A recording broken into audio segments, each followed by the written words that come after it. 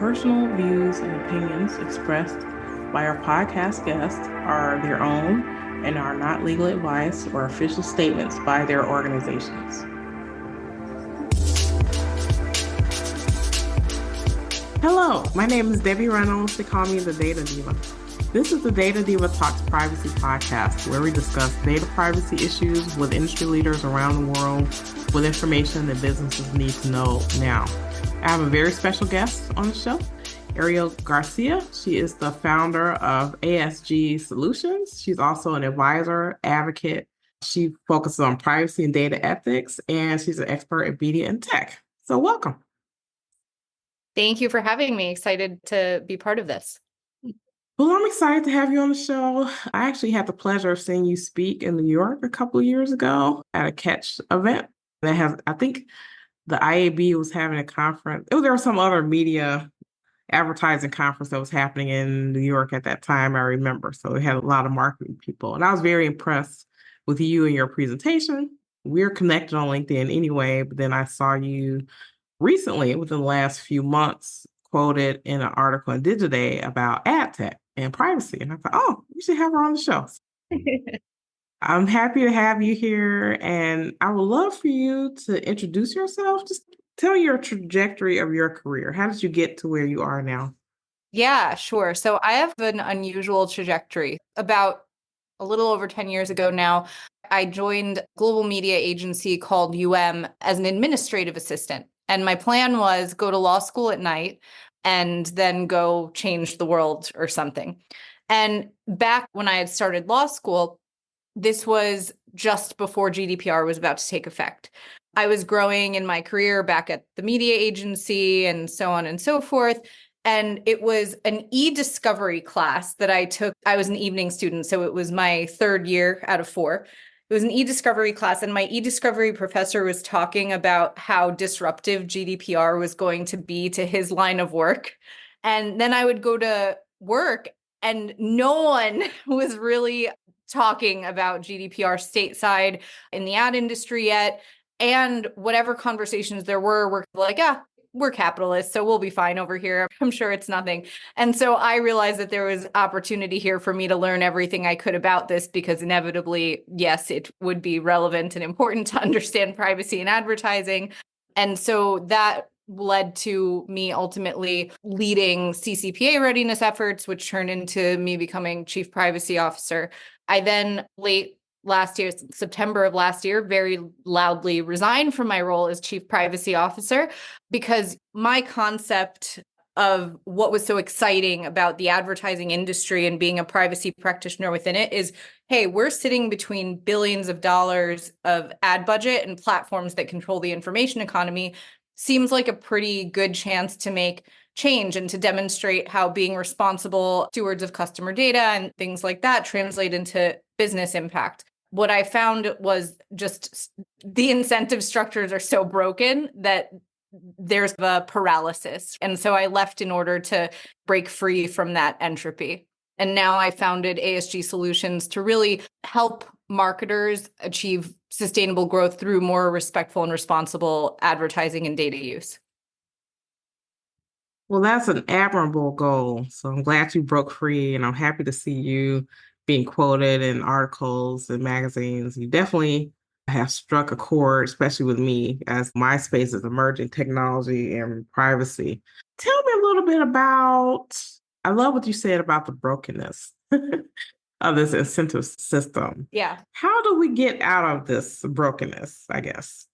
Oh, yeah, it's the challenge of our time. It's funny because the advertising industry thinks that it has a signal loss problem when what it really has is a business model problem. And there's just so much that needs to be unwound. So if you think about it, marketers have, in theory, they're where the dollars start. So they have this tremendous power to establish new norms and standards, to demand transparency, to expect their partners to process data responsibly and in ways that don't annoy or scare their consumers, et cetera, et cetera.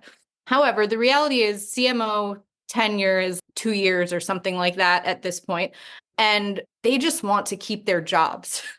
So when they're thinking about issues surrounding data. They're thinking about signal loss and how it's disruptive to attribution and their ability to show the results associated with their media spending. They're not thinking about these macro impact. One of the epiphanies that I had was last summer. A company called Analytics put out a report on YouTube serving adult targeted ads on made for kids content. And this is what made the light come on for me.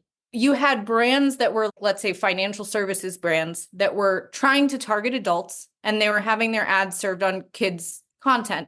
Now, if you're gauging performance based on conversions, if you're gauging performance based on how many people clicked on the ad and landed on your site, and you're serving the ad to a bunch of toddlers with sticky little fingers, you're inadvertently optimizing to sticky finger toddler clicks. You're not actually achieving any business outcomes that you're looking to achieve, but the data is there to support it. And I realized in that moment that this friction between privacy and performance, or this friction between privacy and effective marketing, is really in large part an illusion.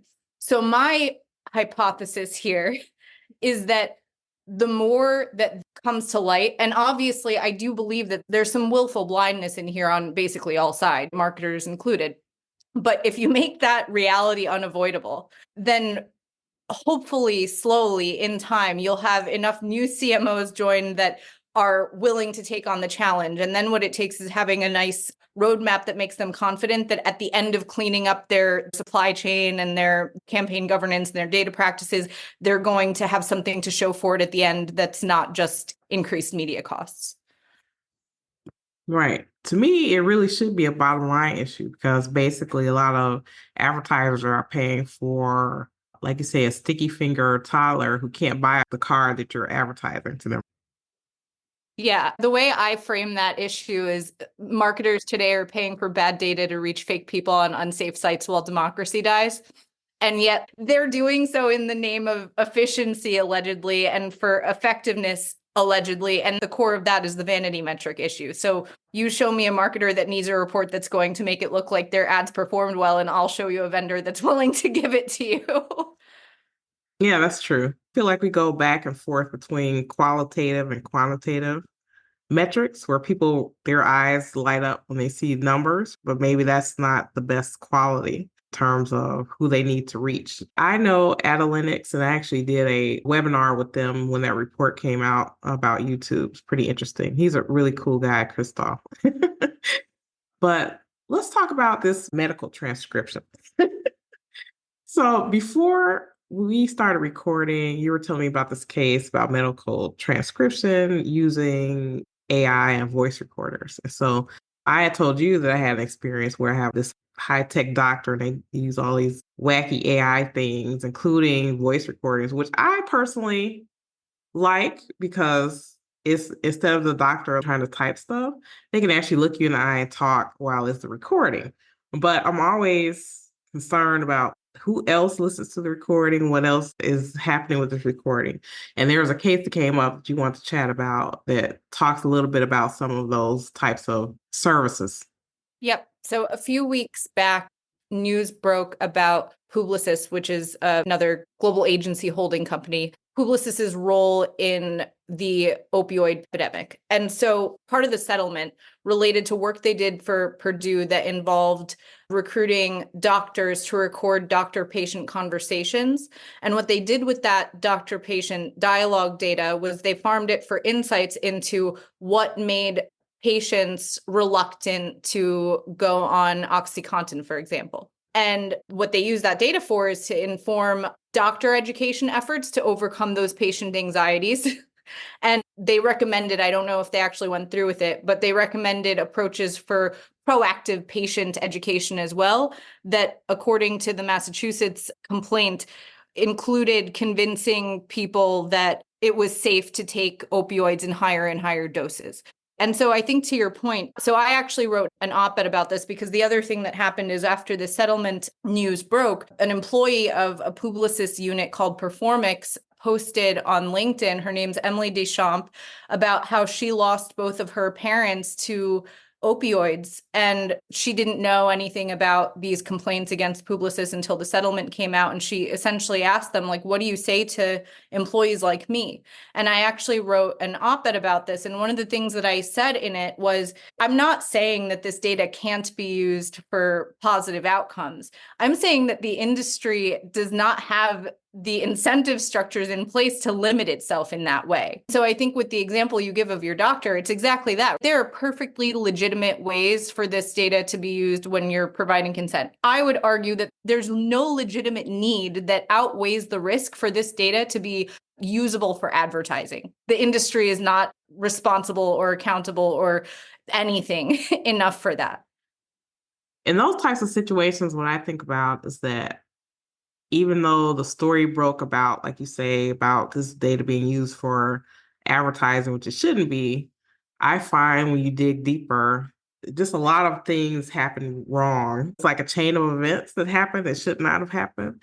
First of all, just having the pharma company be involved in those patient doctor conversations, because I mean, obviously people were talking about things other than opioids and different things like that. So to me, it's almost like you fall from a tree and hit every branch on the way down. So I think being able to find out where that root cause is really important. And I think it's probably another reason why we're seeing a lot of regulations around third party data transfer and also that purpose of data use. What do you think?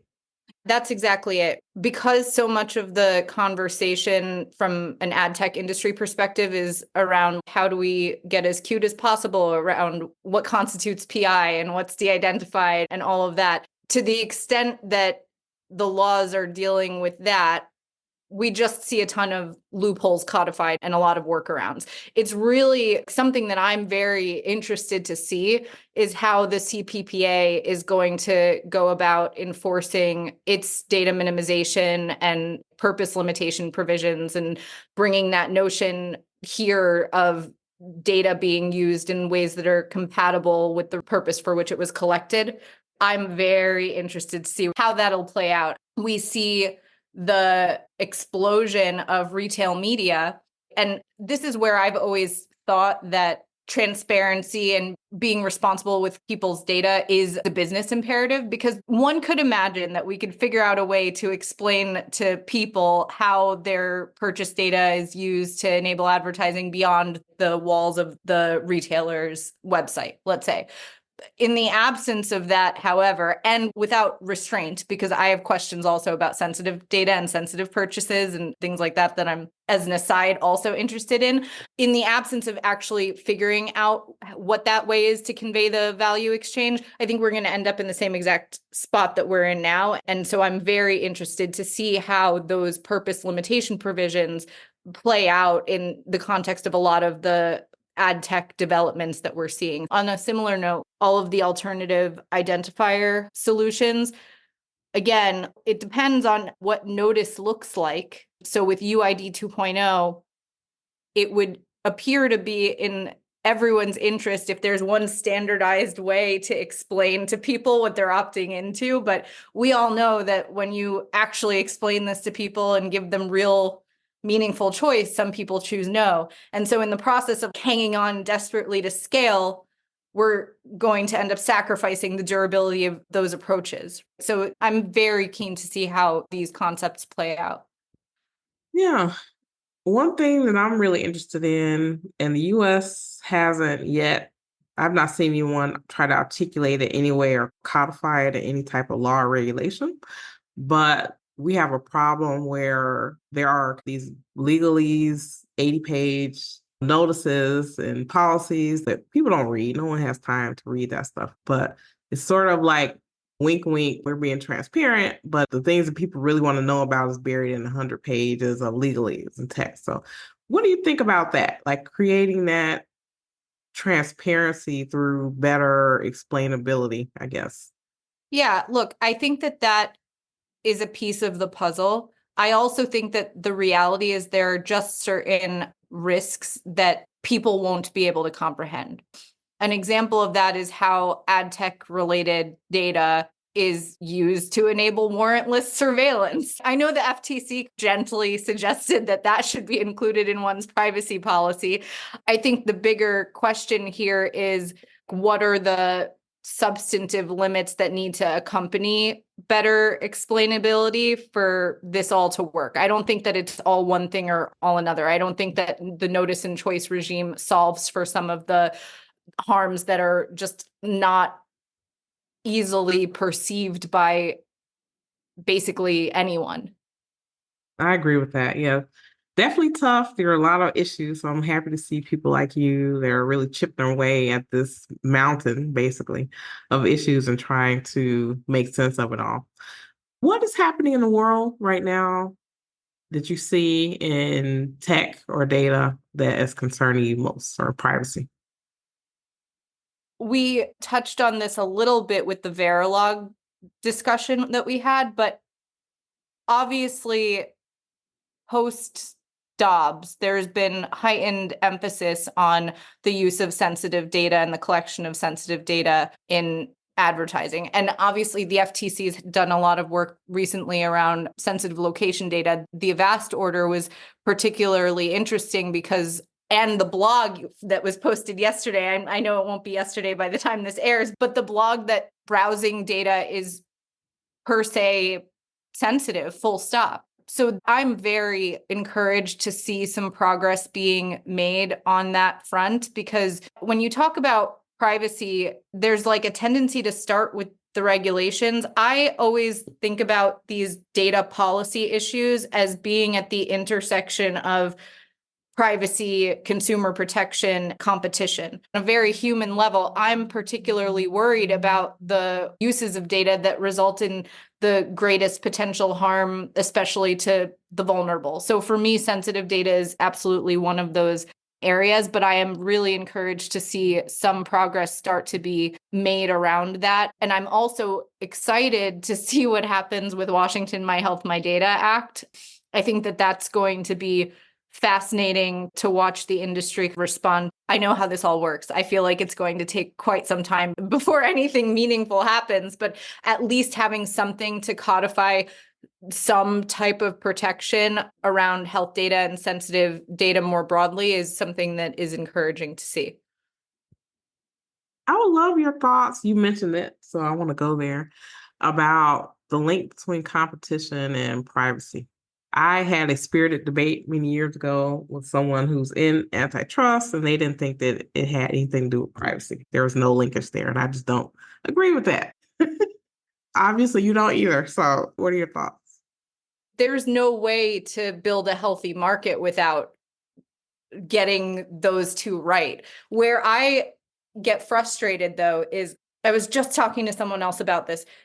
Two things can be true at the same time. I can think that Google is absolutely weaponizing privacy to build a future that aligns with their commercial interests. I can also see that alternative identifiers are heading down the same path that got us here in the first place. Those two things can be true at the same time. The second point people raise then is like, well, what's the solution? Okay, obviously, I would say the interesting thing to think about and to project is I would be shocked if any action is taken against alternative identifiers before action is taken to curtail Google's dominance. From an order of operations perspective, I would be surprised if alternative identifiers precede something being done to Google, but they're absolutely interconnected. They can't be pulled apart. And only if they're solved for together intentionally and in coordination do you get to a place where we have a healthy market where both businesses and consumers have meaningful autonomy and meaningful choice. Today, we're all beholden to the platforms. What is happening in the US in terms of either regulation or activities that you're seeing in addition to the My Health, My Data law that you think is a good step forward, a good step ahead in privacy?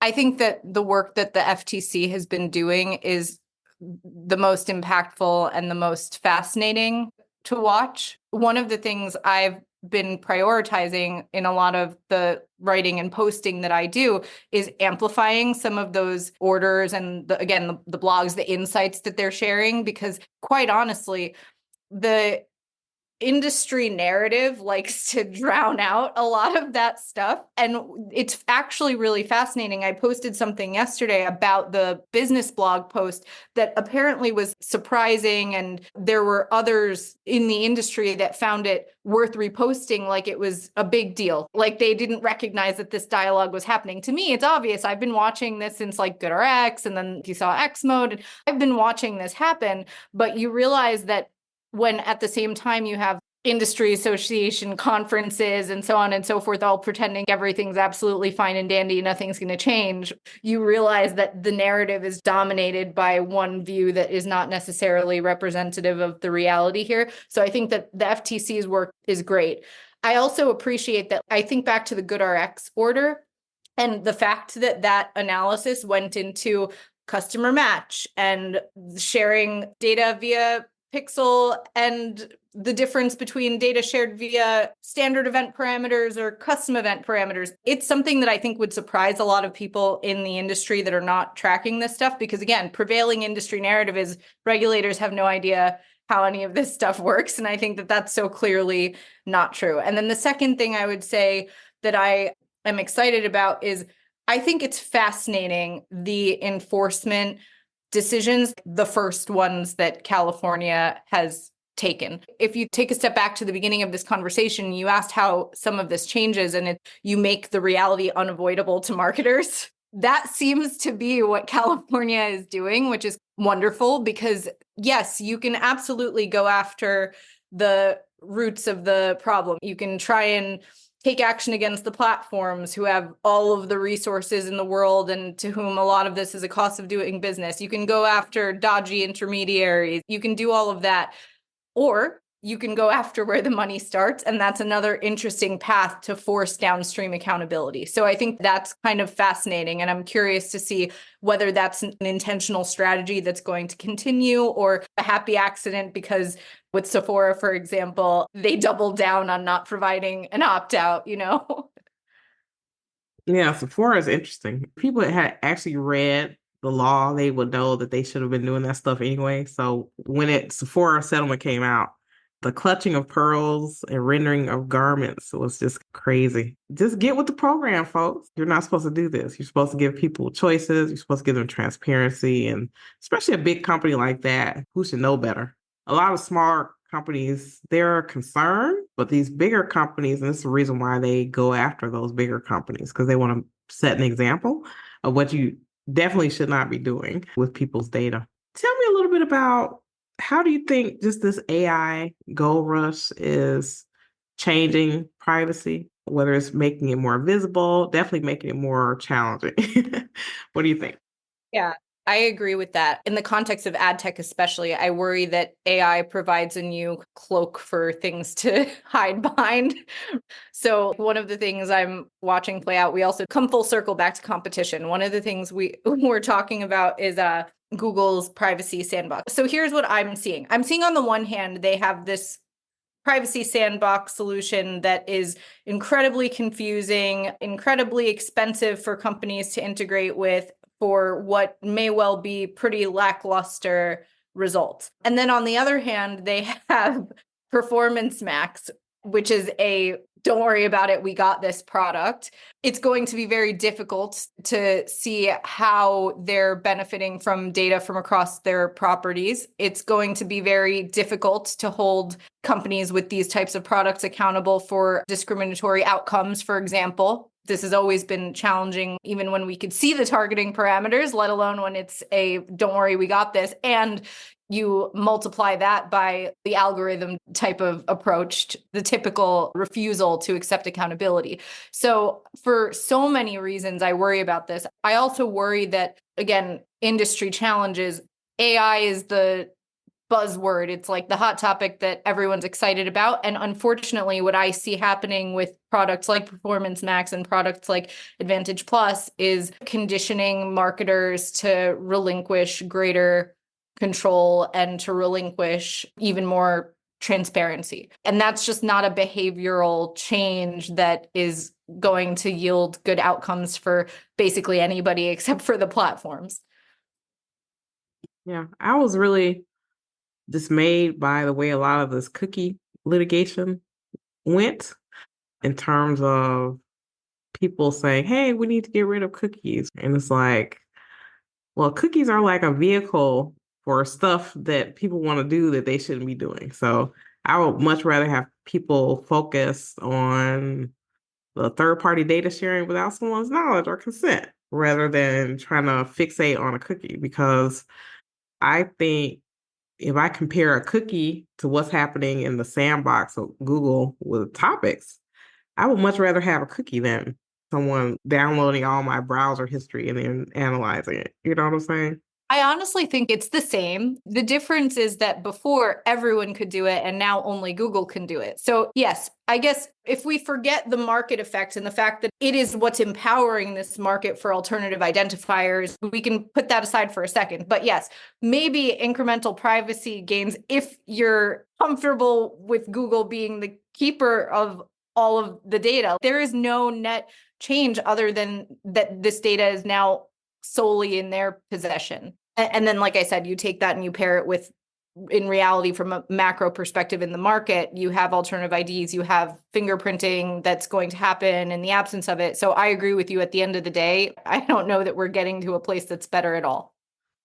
Yeah, very concerning. I wanted your thoughts about technology in the femtech area. So, especially post Dobbs, there's been a lot of concern about these devices that are collecting data. For example, like ovulation devices, or just people tracking the types of apps that people have on their phone and making inferences there about those people. What are your thoughts about that in terms of privacy? For femtech specifically, so my perspective on this is where you get back to the doctor's office example where you say you actually like that they have this stuff. There is a legitimate reason for data to be collected when it's used to deliver value to a person where that person wanted that value and understands that their data is used to provide it. That said, I think that it's an opportunity for femtech companies to go above and beyond, given the sensitivity of their core audience, to really make sure that they're safeguarding that data. Hopefully, it's table stakes by now. I know I'm not naive enough to think that it is, but let's assume that it's table stakes by now that we're not going to share that data for advertising purposes. We're not going to let random SDKs be integrated into our apps. Let's assume that all of that is handled. There's still the reality that if this data exists, it can be subpoenaed. There are still risks that exist, even if it's used for legitimate purposes. One of the things I saw that was interesting, this was a couple of years back now, one of these companies basically developed a fail-safe tool where I believe the way it worked was like you entered some code and it would wipe your data and present falsified data if your device was obtained. So there's the local storage element. Then there's also like remotely, you can have that data be wiped and replaced with bunk data. So I think innovation like that is interesting to see, and the femtech space is ripe for it. So, if it were the world according to you, Arielle, and we did everything you said, what would be your wish for privacy anywhere in the world, whether that be human behavior, regulation, technology? What are your thoughts? Yeah, I think the single greatest change would be to ban the surveillance advertising business model. There are a lot of downstream effects for human rights, civil rights, autonomy, civic integrity, democracy. And at the heart of all of them is this business model that incentivizes extraction and unchecked sale and use and sharing and whatever word you want to use to describe the making available of data to any party. And at the same time, there also isn't regulation requiring transparency around parties to which data is sold or any type of know your customer diligence or anything like that. And while you could imagine a regulatory regime that can mitigate most of the harm, when you get back to the fact that marketers are not benefiting from this, they're just not. It looks like they are. It may feel like they are. There's not a lot there to support it. That's where I say that the most impactful change would be to ban the surveillance advertising business model. I think that there's legitimate ways to use data in advertising. When you, again, first-party use cases, I have a legitimate relationship with a company, with a publisher, where I receive actual value in exchange for interacting with them, and they use my data to serve me. There are legitimate ways for data to be used, but this third-party tracking-based business model is at this point harming marketers, harming customers, and harming publishers at the expense of our collective future. I agree with that wholeheartedly. I think the farther that a company gets away from the benefit of a human, that's when you get into trouble. So if you can find a way to make what you're doing beneficial to the person, they may say, okay, I'll agree with that. I'll do that. But so much of what you're talking about doesn't benefit the person at all. And that's the problem. Agreed. Well, it's so great to have you on the show. Thank you so much for being on here. I'll be watching your LinkedIn and looking at your op-eds and stuff, and happy to see you. And I love the work that you're doing. So thank you so much for that. Thank you so much. Talk to you soon. Thank you. Talk to you. Bye. Bye.